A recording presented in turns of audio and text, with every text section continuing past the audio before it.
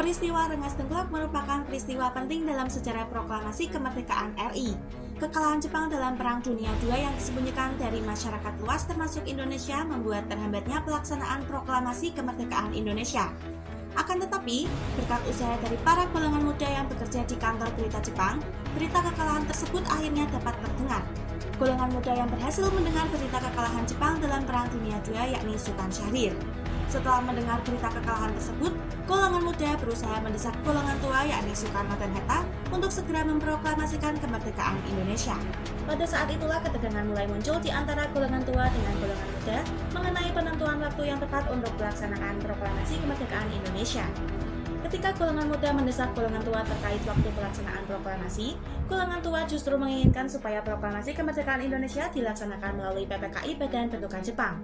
Akibat golongan muda yang sudah tidak sabar dan merasa kurang puas dengan jawaban golongan tua, golongan muda yang diwakili oleh Wikanathan Darwis diutus untuk menemui Soekarno dan Hatta untuk mendesak proklamasi kemerdekaan agar proklamasi dilakukan pada tanggal 16 Agustus 1945.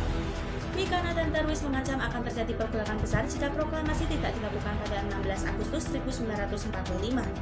Desakan dari golongan muda ditolak oleh Soekarno dan Hatta karena Soekarno dan Hatta tetap bersikeras agar pelaksanaan proklamasi dirundingkan melalui sidang PPKI. Golongan muda bertindak lebih cepat untuk melakukan penculikan terhadap Soekarno dan Hatta pada tanggal 16 Agustus 1945 pada dini hari untuk dibawa menuju ke Rengas Dengklok agar tidak mendapat pengaruh dari Jepang. Rengas Dengklok merupakan sebuah kecamatan yang terletak di dekat Sungai Citarum yang berada di Karawang, Jawa Barat. Pemilihan Rengas Dengklok sebagai tempat untuk mengasingkan Soekarno dan Hatta karena letaknya yang jauh dari pusat kota sehingga aman untuk dijadikan sebagai tempat pengungsian Soekarno dan Hatta agar tidak dipengaruhi oleh Jepang. Setelah Soekarno Hatta diculik oleh golongan muda Rengas Dengklok, selanjutnya Soekarno di hadapan Sultan Chosingi memutuskan untuk bersedia melaksanakan proklamasi kemerdekaan Indonesia setelah kembalinya ke Jakarta.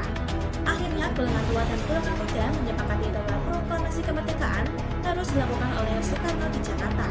Keesokan harinya, Ahmad Sutarjo mempertaruhkan nyawanya untuk menjemput Soekarno-Hatta kembali ke Jakarta dan menjamin akan dilaksanakannya proklamasi kemerdekaan Indonesia. Hasil dari rapat ketika di Rengas Dengklok adalah proklamasi kemerdekaan akan dilakukan pada tanggal 17 Agustus tahun 1945 dan diberi waktu selambat-lambatnya hingga pukul 12 siang.